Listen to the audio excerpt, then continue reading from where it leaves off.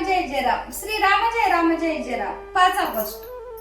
देहच मी हा भ्रम.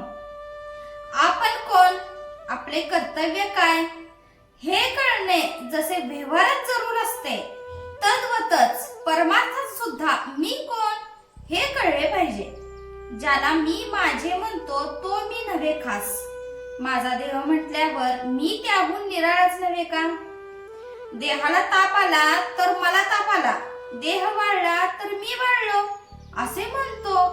हीच चूक, हाच भ्रम. वास्तविक देहाहून वेगळा असूनही देहच मी अशी भावना केली म्हणून मी सुख दुःख अनुभवू लागलो. दुःख नको सुख हवे असे मला वाटते.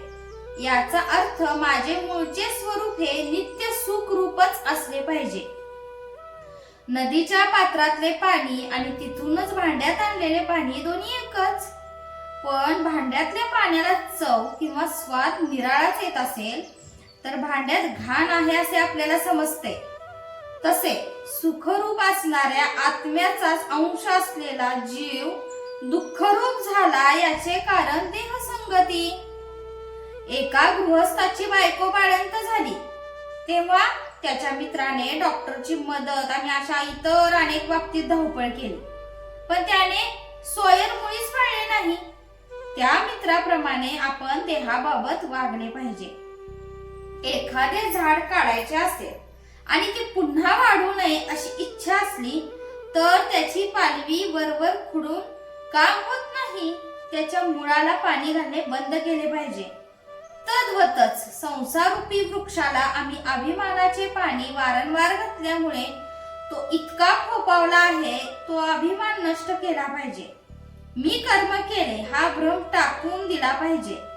खरा करता ईश्वर असताना जीव विनाकारणच मी करता असे मानतो. कर्तृत्व आपल्याकडे घेतल्यामुळे जीव सुख दुःख भोगतो. तेव्हा मी करता नसून राम करता ही भावना वाढवणे हीच खरी उपासना होय.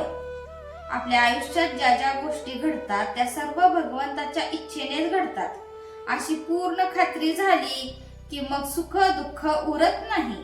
ज्याची खरी अशी निष्ठा आहे त्याचे तेज काही निराळेच असते. अशा माणसाला अचल समाधान लागते.